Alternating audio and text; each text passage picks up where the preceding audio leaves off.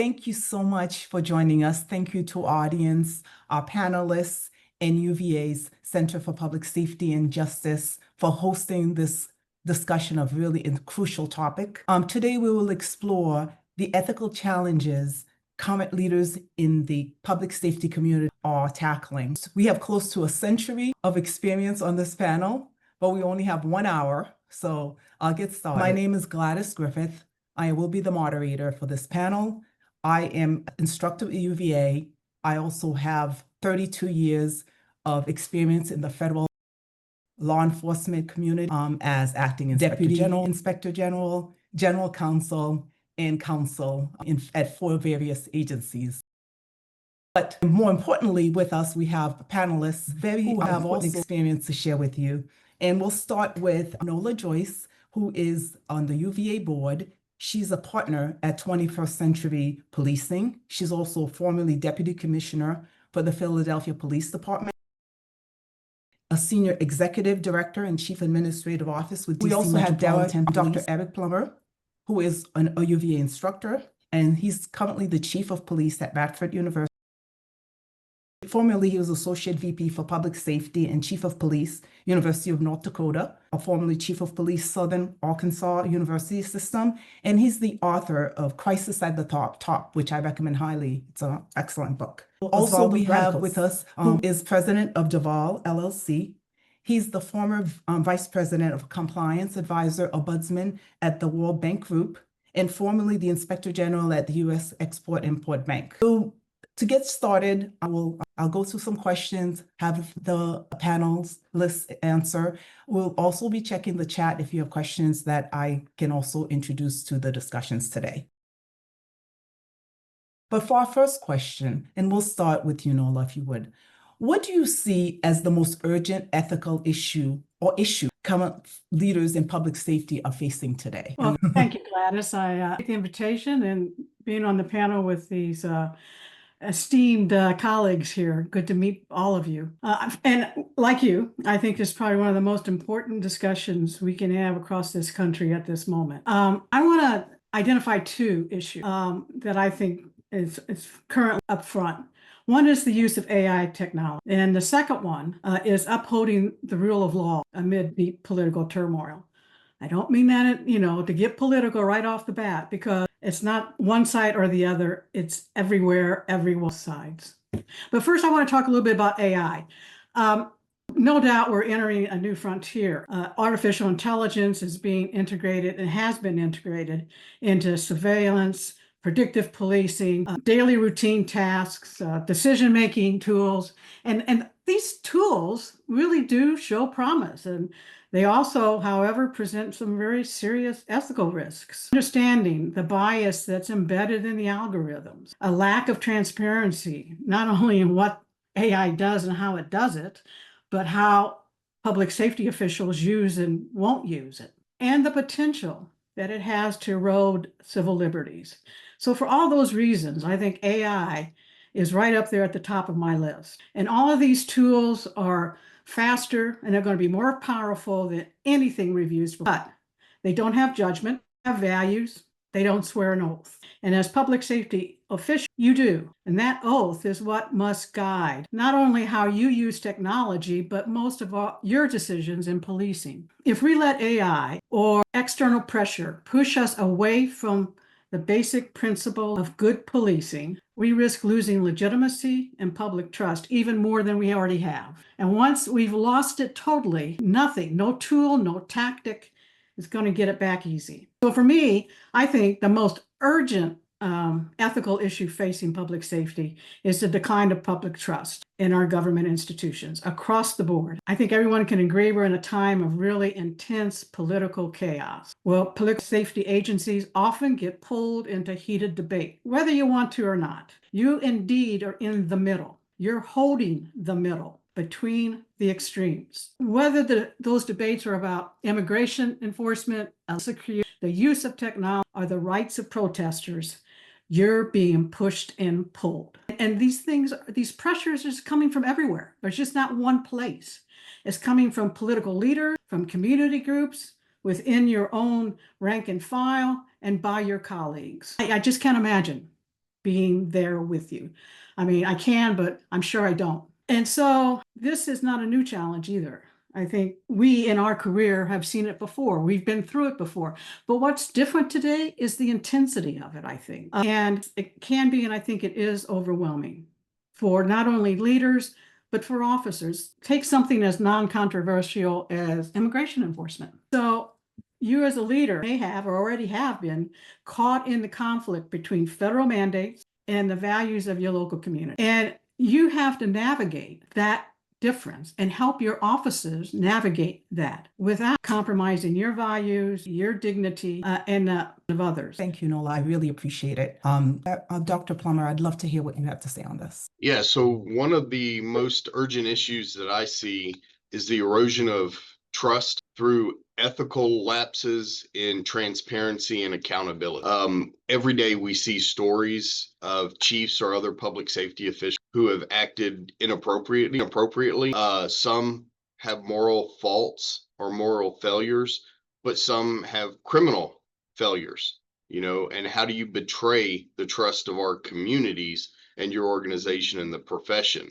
We have to understand that as public safety leaders, we operate in environments where every one of our actions is going to be scrutinized. And even those small ethical missteps is going to end up undermining our legitimacy. And too often what we're seeing is the crisis isn't just a single event, but it's a slow drift. And what I kind of call that ethical drift, leaders start to cut corners. They start to silence dissent as they get more ingrained in the profession and in their tenure. And then they start to allow that arrogance to cloud their judgment. They surround themselves with those yes people, and those create those quiet crises. And that starts to erode morale inside the organization, but also it starts to erode credibility outside our organization, especially in the face of our community. What I've always argued is that without a deliberate commitment to three things: humility, authenticity, and transparency, public safety leaders end up risking creating conditions where misconduct starts to flourish, even if it's done so unintentionally at the start. So I think it's the culture that we're creating as leaders is a big thing. And I sometimes think that as we rise within our organizations, we tend to lose touch with the culture, especially at the lower levels. And that's where those ethical lapses start to occur. Thank you, Dr. Plummer. Much appreciated. Osvaldo Gratacos. First of all, I just want to say thank you for the opportunity to be here today and spending time having this discussion, which is very timely, sensitive, and engaging.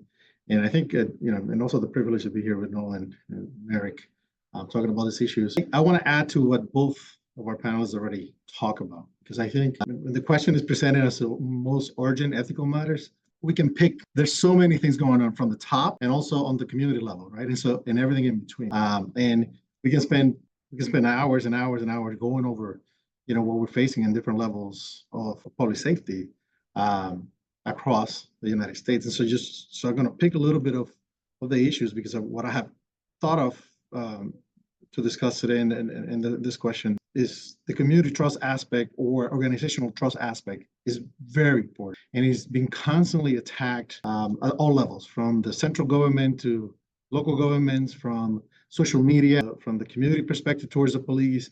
And I think the erosion of that trust, if you go back 10 years and on all these high profile cases that we experienced and the protests that we had, and now the intervention of what we consider, federal government getting into some community policing activities in some of the cities is enhancing in a bad way the trust issue, or the lack of trust issue in the community. So I think it's very important to look at that. And to add to what Eric was saying is, then it goes into organizational trust. So you not only have a lack of trust impacting the main function of policing, but then we have a lack of trust involving how the organizations are operating. So you get those two big things collapsing with the promotion in social media of that lack of trust. So you get three elements moving at the same time, and we can't control it. As from the policy perspective, you can't really control the narrative out there because by the time there's an investigation, there's some action taking, the public already made their minds based on videos or whatever they had out there of the incidents. And so we've seen it happen in every place, in different places. And then we get into the bad apple situation that Eric was mentioning. Some people who make at the top of making bad decisions, or officers doing stupid things, unfortunately, that get caught up on camera, and then that adds to the argument about the lack of trust. That's one. I think the other aspect is the politicization of the police and law enforcement overall. One of the things that maybe I'm naive, but one of the things that I always trusted was the institution. I know there were bad apples, I know there were bad incidents throughout the history, but the institution people can rely on, because at the end of the day, the right thing will happen. Full investigation will happen. Engagement with the community, was the end goal. I know there have been some reforms throughout different departments. I'm just not so sure that in this political environment that could happen anytime soon, because each side will pick whatever makes sense for them to promote it and promote their policies or positions that lead to more votes. And that is something that police departments are in the middle of it, or police sector organizations are in the middle of it. How do you control that? And I think the third point that I want to add, AI is extremely important. We don't know exactly the impact of it, which is the scary part of it.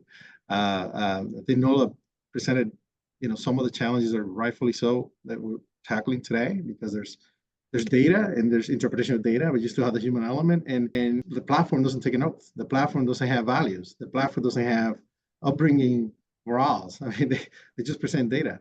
But I see, and it's been used already, a great positive impact of AI on white-collar investigations, for example, where you have troves of documents that you can now sort through very quickly. And that makes the aspect of investigations on the white-collar side much easier, faster, more comprehensive, and something that I think will be a great benefit long-term in investigations. So I just want to highlight those three aspects for you. I appreciate it. And all of you have alluded to this. My next question, and any of you can take this in whatever order, but often ethical challenges are not for lack of information, lack of knowledge. Sometimes it's, as Eric mentions, it's overconfidence. But given this, what are some of the practices and precautions public safety leaders can take to be ready for when these ethical challenges come, to have the fortitude and the mental, the know-how and the brain trust that they need to actually make that decision and decide where that line is for them? Well, I guess out of habit, I'll jump in first, Gladys. I totally agree. I think what I've seen in my career is often those ethical failures are not out of malicious intent. Certainly that happens, but it happens because people move too quickly, they feel pressure to plead, or frankly, they think their authority prevents them from scrutiny. They can get away with it, in other words. So I think one of the essential steps is that leaders themselves, and every individual, every officer, has to build safeguards into their own decision-making. I think that's first and foremost, and that you need a personal framework from which you can operate from. As I was preparing for this, I reflected back on, okay, so what's mine? It has been, and still is, I asked myself three rather simple questions, but can be often difficult to answer. First, is it legal? Can I do it? Do I have the authority to do it? Okay, if it's legal, is it right? Just because I can do it doesn't mean I should do it. And that answer to those questions kind of help me think through what my choices might be. And then often I think we have to be willing to seek advice as leaders and encourage our supervisors and sergeants to do the same. I think we often see people who are asking for advice, suggestions, especially leaders, as being weak, but it's just the opposite. It is just the opposite. That's where you show your strength. And as Eric says, your humility, because it demonstrates you don't know everything, and you can learn from it. And I think you also have to be careful about putting people in situations that cause fatigue and insecurity. They don't know what they're doing. They don't know how to do it. They get scared and they react.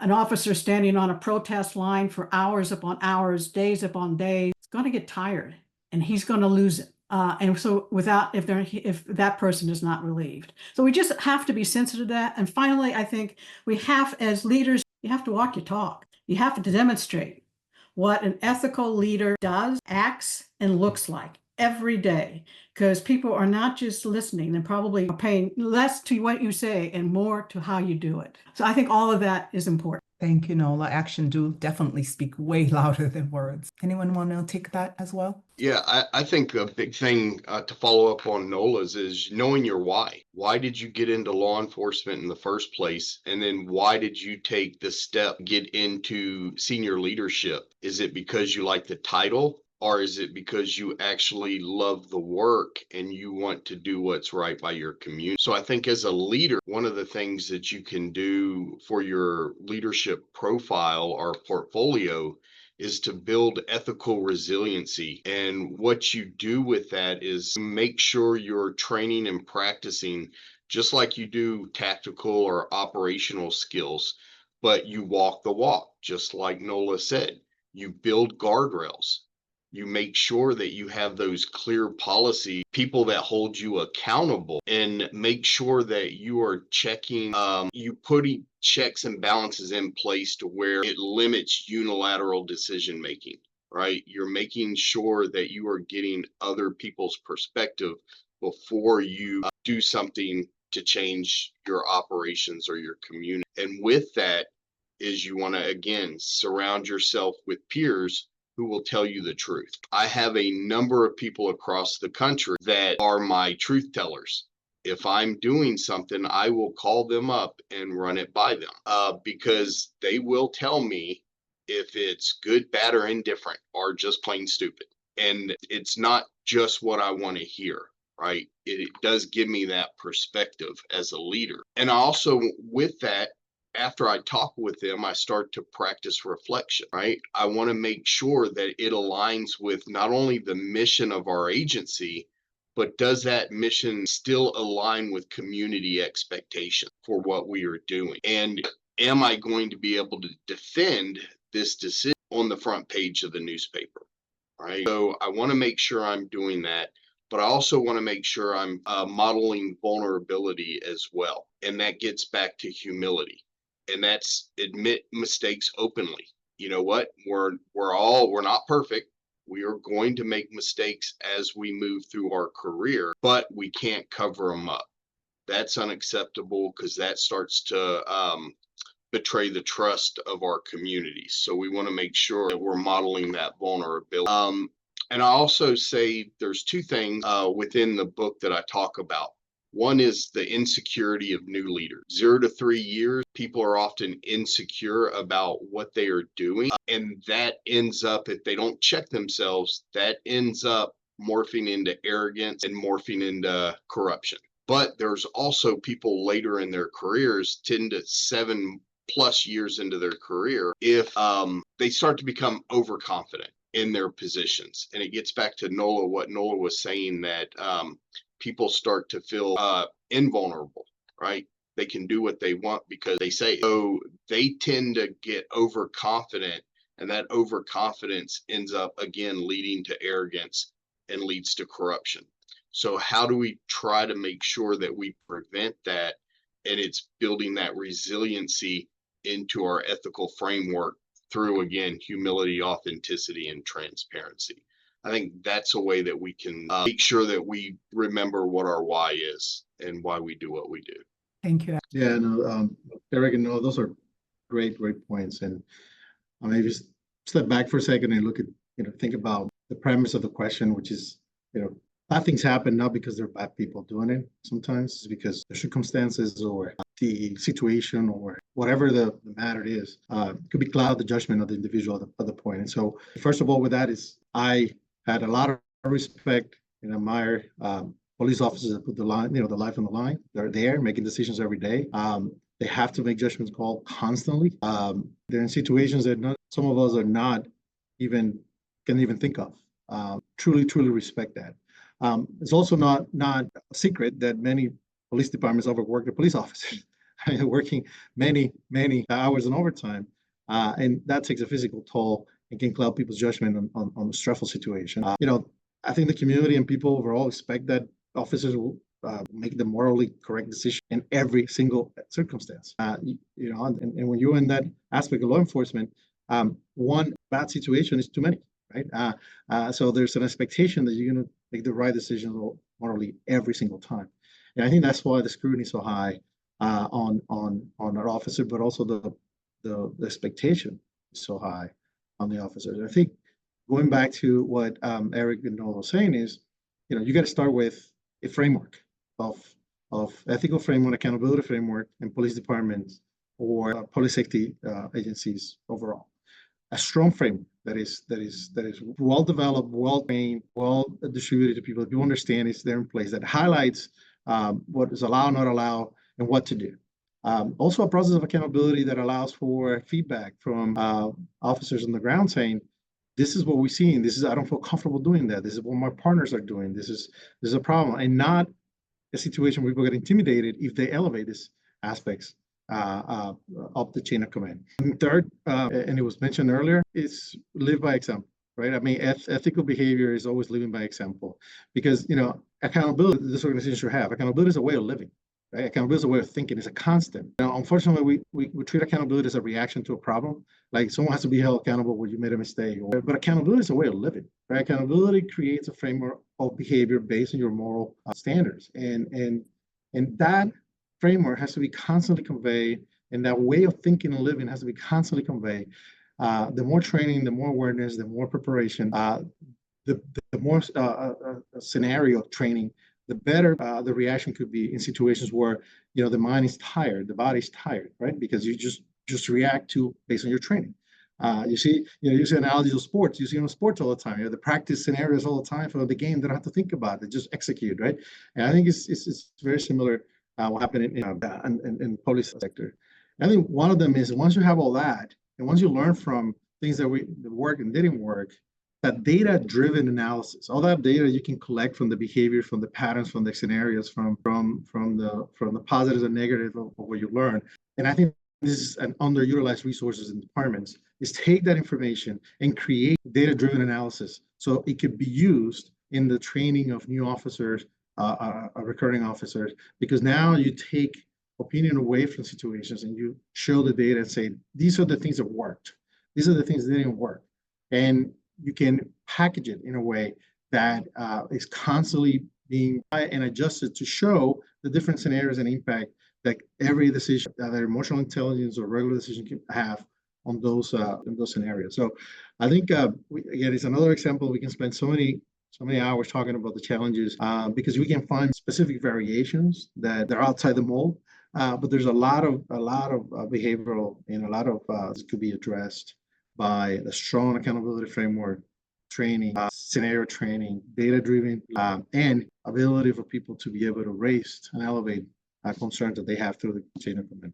Thank you. Thank you very much. I couldn't agree more that we should use the data to help us build these frameworks and training and accountability. And I think we're seeing that but we'll see a little bit more. I would like to hear from the panel. And speaking of which, actually, let me just take the one question from the chat that ties into sort of this. One of the common hot topic, we talk about AI and the use of AI. And it does tie into the ethical dilemma that we're using it for things like even report writing. If the officer is using it for report writing and signs off, are there ethical considerations given how AI is not yet perfected and some of the slants we've discussed, the inherent biases that have been found to exist? Have we seen any sort of some chain of custody or of issues with that's what we've had with body cam with the AI writing the reports? Are there concerns? Are there ethical concerns that we may want to get ahead of? Because that is just more of at its beginning that we may want to have our leaders in public safety know and watch out for. That's a great question, Gladys. If I take that first, Thank you. That's a great question because you can alter a video. You can alter a video, a body cam video instantly with AI right now, to change the actual content of the video, reflecting a different outcome than the actual outcome. And what are the safeguards in place by the organizations to prevent that? So it's really scary from the ethical perspective because it's so accessible now. This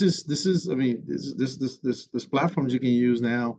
You can on your phones. You can actually upload information. You can actually, it's so easy to do.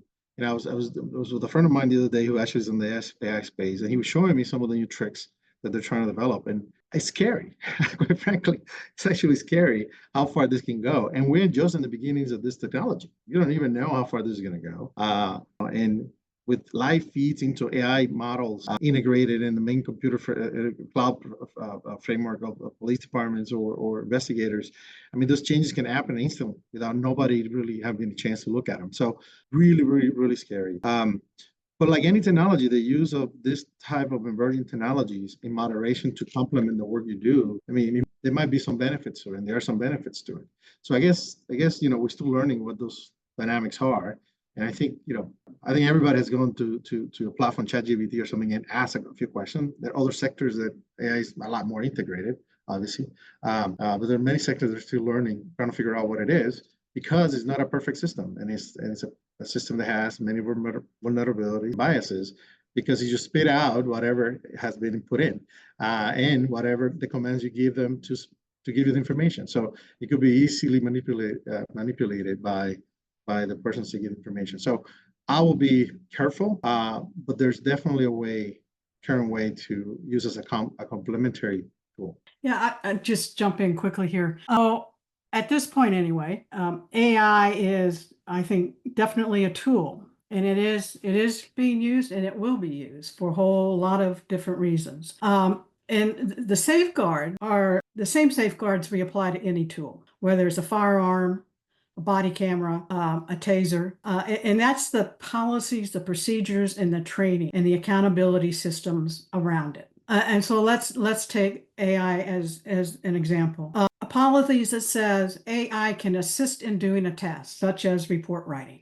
You can have an AI system that takes the audio from a body camera and create a report out of that audio. That's the first step, not the last step. Then by policy and procedure and checks, the officer must review that narrative, must change it as appropriate, and sign it. And upon signing that document, he is swearing to the fact that it is true and accurate. It's just as he does every report that he signs. That shows up in court. He's already more or less raised his hand or her hand and said, that's true. I did it. That's what I saw. That's what I heard. And the other part of that is the accountability systems, as we've talked about here already, to establish by which how AI is used by people is checked on a routine basis. Checked by perhaps other AI programs, I don't know. That's very feasible, I think. And also transparency is another check against it. I'm a very big advocate that the public has a right and a say into how technology, including AI,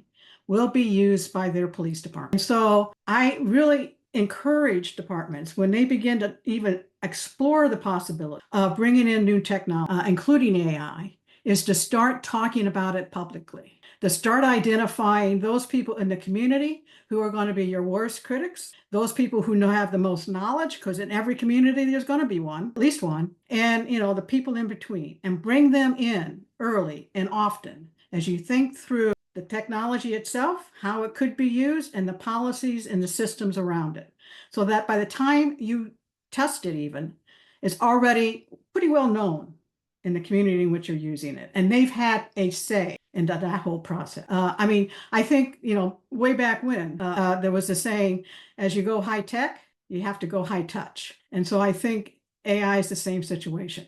We're going to have to touch it. Humans going to have to touch it often and early. For me, Gladys, I think there's two things that I worry about with our officers using it too much. One is, what does it do to their critical thinking skills? If they are constantly relying on AI to spit out their work product, they're not thinking about the application of the law and what the law says to that particular incident. And they're all fluid in nature. So I'm worried that that's going to cause a lot of our officers, when faced in the field with having to make a decision, that they're going to freeze, that they're not going to know what to do in that situation. And a lot of the things that we do are split-second decisions that need to be made. We can't pause, we can't freeze. So I'm concerned about that. Now, is there a reasonable way that you can put this in to your operations? Yes. It's just, again, you have to build those safeguards to make sure that you have an adequate policy developed, and that if you are using it, that you are communicating to the community as well, so they understand what those uses are, and find out now versus after a news story breaks. So those are the two things that I'm a little bit concerned about. Thank you, as all of us should be, because we're seeing that in the current generation, and never mind the ones who have come up only using that. That's where we're really going to see, and we'll chat a little bit about that. But speaking of critical thinking, how do you decide when to draw the line, what that line is, and whether to address your ethical challenge if you have to push back on something privately or publicly? How have you navigated that, and what kind of advice could you give any folks in the public sector, leaders, how they too can make that decision, especially in the current environment we have? You know, I can say that my experience all depends on the level and the issue that we're talking about. You know, when I was Inspector General, I think perception was reality in terms of integrity and independence. You know, any situation where people perceive that you were not impartial will generate a lack of trust on the organization and the report you put out there, or the quality of the investigation or the outcome of the investigation.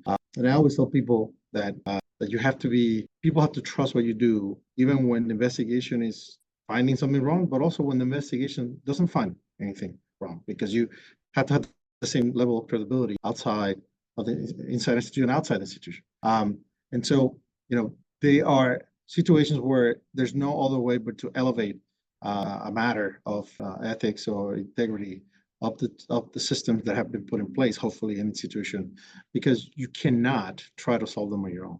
I mean, it can compromise integrity of the office too much, or your integrity as an individual, and you shouldn't do that. There might be other situations where you just push back and say, we're not doing that, right? But there are situations where you have to elevate it. You have to elevate the situation because it's compromising you or your unit or your partners, and that has to be immediately brought up. And again, it goes back to training and hopefully accessible methods of bringing these matters up without fears of retaliation and so on. But there is very important that your actions speak loud and on these situations, because you know the true aspect of a leader is people will follow you based on how you acted in situations like this. And if you bring some things up but others don't, or you bring some matters up and other matters you don't want to bring up, you're going to start losing your steam very quickly, and people are not going to follow you as a leader. But I think it's important, you know, varies, but it's important to have clear standards as to how to do this and clear policies as to how this needs to be addressed. Thank you. Anyone else want to share their thoughts? So I'm just going to use an example to answer your question, Gladys. This was during the time of the Occupy protests, and there was an encampment around City Hall. The encampment going on for days, even into weeks, and we had there every day, 24 hours a day. And prior to each roll call at that encampment, the lieutenant or the sergeant, whoever happens to be in charge, was directed to read the First Amendment out loud. I guess you have to read it out loud to be heard to the troops every day. And it came a time that basically City Hall, and I think probably at that point, rightfully so, said, okay, enough's enough. It's becoming a public health hazard. The encampment is. And so we've got to get them to move and get them out. And so we had a big command discussion about how to do that in the least way, how to go through, how to inform people that this is going to happen. This is when it's going to happen. This is how it's going to happen. Some voluntarily moved at that point. Others did not. And so, it got to the point that hour came along, and it came to the point where the police had to move in and start moving people out. Most of that was pretty peaceful, and people would get out and move out, and then they would start to march. They had a banner that hung from, I think it was a hotel, I'm not sure where it was, but hanging from facing City Hall, banner promoting their cause. And at one point, City Hall called and said, take that banner down.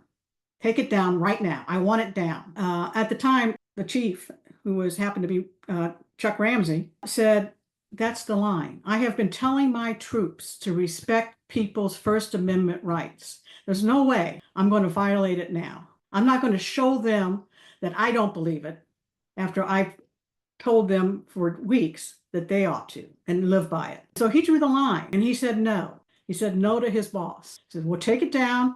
when it's the right time to take it down, but this is not it. Let us get through this. And so anyway, you know, the people marched peaceful. There were some arrests.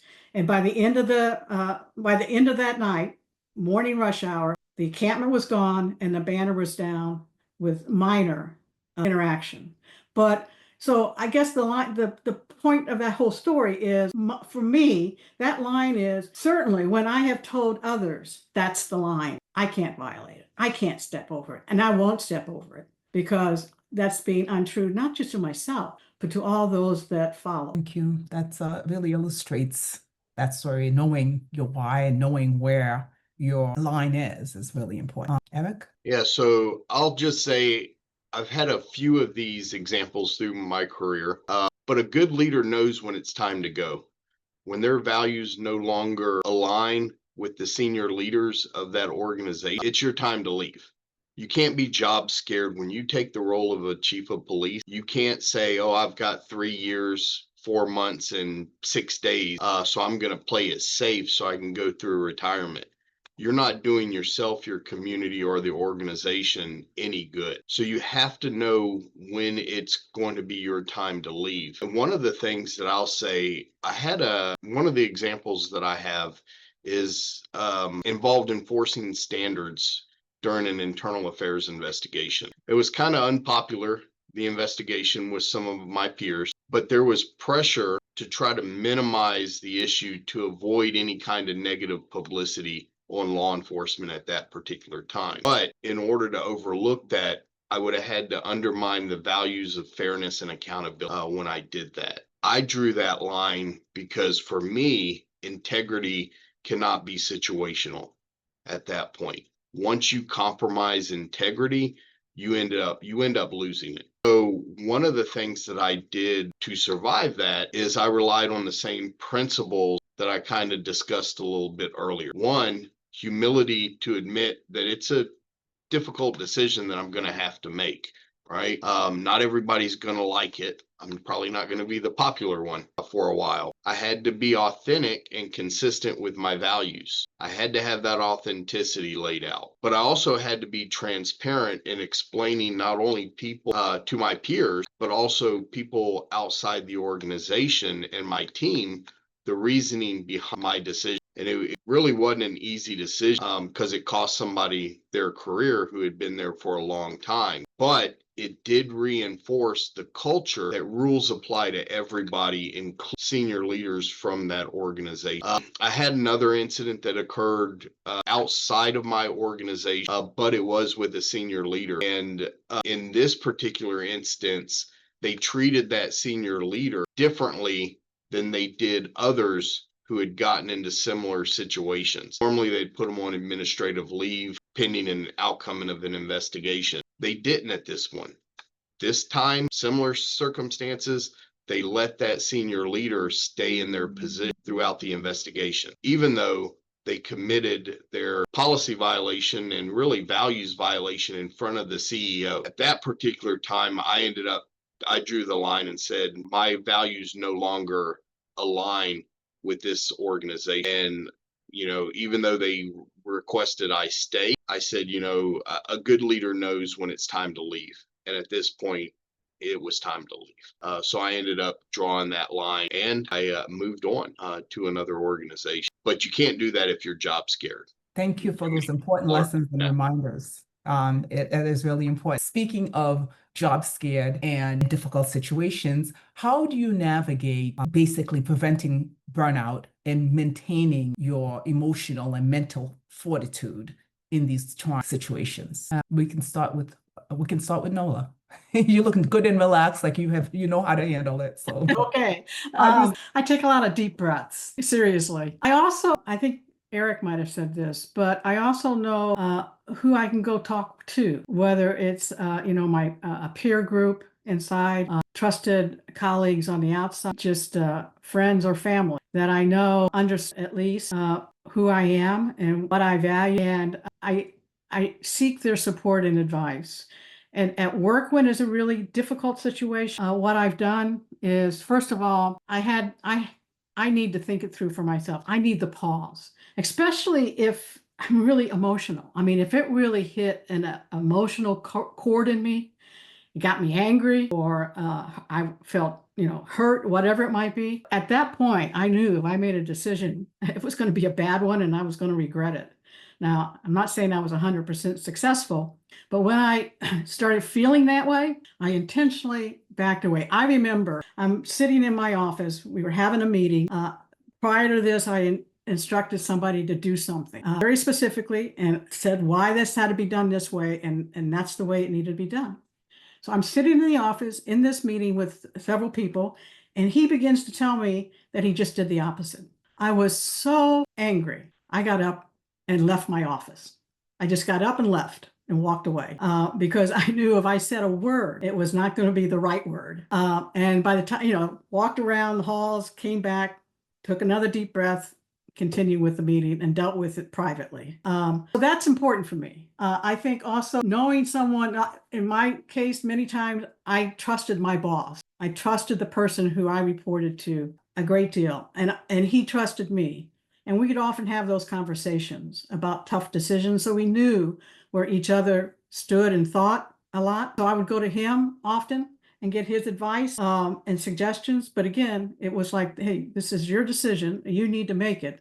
I'll support you whatever you do. And it's that kind of support and mentoring, I think, that has been really important in my professional career in making those really tough decisions. Thank you so much, Nola. I couldn't agree with you more. I believe that one of the underestimated facets of leadership is that need for mentorship, up and down. And it doesn't even have to be someone who's your boss, but that having that brain trust and that trust and support is really unimaginable without it to survive. So thank you for highlighting that.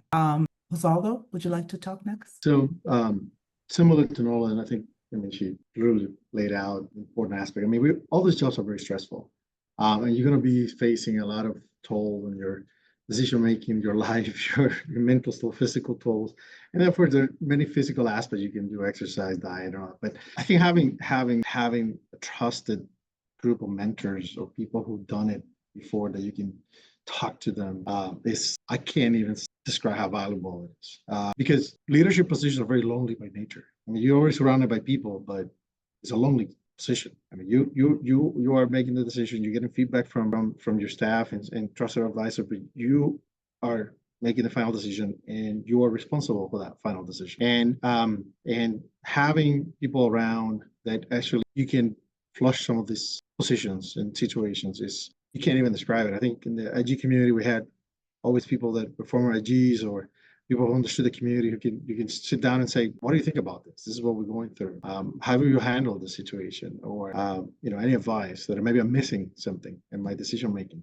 When I was at the World Bank, I had an external advisor group of people that I trusted, and we used to meet quarterly, and I could open up and say, this is what I'm facing. I mean, and it was great to hear their perspective, and also the validation. I mean, there's some times where they said, well, this is a unique situation, and it seems like you're doing the right thing, right? And so you try to move forward. I think that helps because sometimes it's not a perfect answer.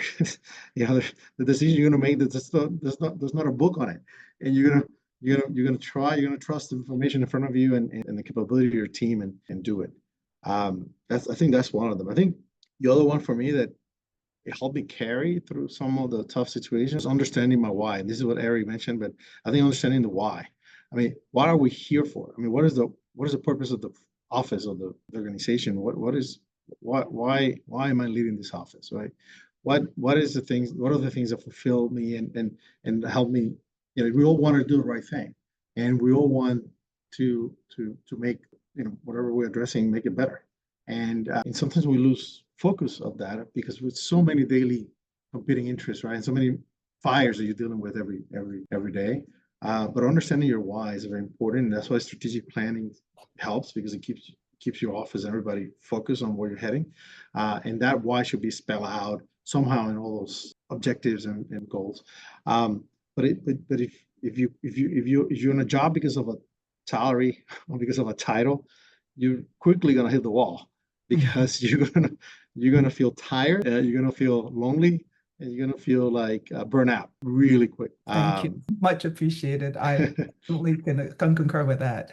Eric. I'm not going to add too much new because I think we're all on the same wavelength here. Having those trusted confidants you can reach out to that have your back and don't actually use that as leverage down the road. I think having those trusted people, as Nola said earlier too, I think being able to step back and refocus and really listen and hearing what is going on, it gives you a time to really put some things into perspective.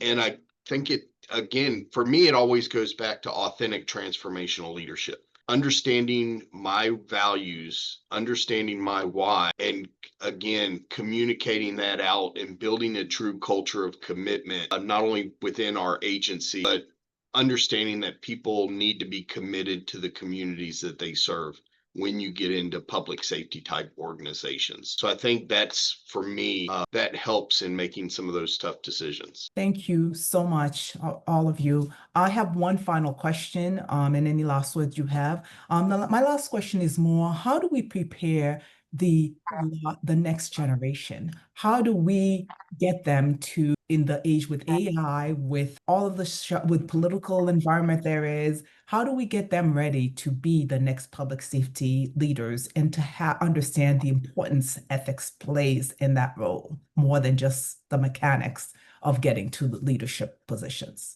We'll start with Nola. Thank you. I think you've heard some of the answer already in our discussions here. Based training that put people in real situations and allows them to practice and make mistakes will help them make good ethical decisions when they actually face it out there in reality. Of course, the whole modeling piece of it that we've talked about. You have to demonstrate what it looks like and how to live it. Accountability systems, not just discipline, because if we continue to think of accountability as only discipline, people are going to hide mistakes. They're not going to, they're not going to learn. The organization's not going to learn. So, we have to foster a culture where ethical decision-making is a norm. It's expected. It's the way we do our job. It's a cultural thing. And I think tomorrow, leaders will face even bigger challenges as we've talked about than we have faced and that others are facing in this moment. Our true legacy, I finally came to learn, was not through the policies I put in place or the programs I initiated, but it was in the people I left behind and the quality of the people I left behind, both not only in their skills, but in their decision-making and in their integrity. So I hope that's what I did. Thank you. Osvaldo? Yeah, I think you mentioned all the key things. I think the partnership aspect, the mentorship aspect is important for younger folks coming in. I think it's good to pair them, having a good mentoring system and organizations that allow you to partner these young folks with proven leaders that can help them learn from situations, good training, and also understand that public safety is a partnership, right? It's not just you. You are part of a bigger team, and there's a bigger joint mission that we all care about. And I think once you start seeing that you are part of a bigger team, I think it's very helpful for young folks to understand that this is a marathon, this is a long-term process. Thank you very much. And Eric, wrap us up, please. Yeah, so I think, again, it goes back to culture. Going from a culture of compliance, which a lot of agencies are stuck in that culture of compliance, I think to that culture of commitment and understanding that you should not be here just to earn a paycheck, that there's more to our job and that call to service than just earning a paycheck. It gets back to Nola's comment on mentorship and role modeling. Make sure all of your leaders within your organization have or model the ethical behavior and character that you want to see. Start your mentorship program with your applicants. When you have an applicant come in the door, provide them a mentor to walk them through the process. It helps, it sets that tone. One thing that I do for our agency is the first couple of days, they actually spend that time with me and my senior staff. And they understand what our mission is, our why. They understand how we achieve that mission by our values and what those values mean, and then what services that we provide and how we provide it to our community. It sets those expectations up, And they also understand that we hired them because of their character, not the lack of character. Right now, over the last 5 years, we've been lowering standards to get people in the door to fill shifts. And that's not a good thing, because that's going to start ruining the culture of our organizations and our profession. So we need to be careful about that. But we also need to make sure that we embed that humility, authenticity, and transparency into our agency and into our personnel. Thank you very much, panelists. Thank you, audience. You have reminded us that we have to know our why. We have to walk the talk, and that we have to really set expectations and know ourselves and what our ethical framework will be, so that we can come from a point of strength and emotional resilience when we are facing the many ethical challenges that we no doubt will be facing, not just today, but in the near future.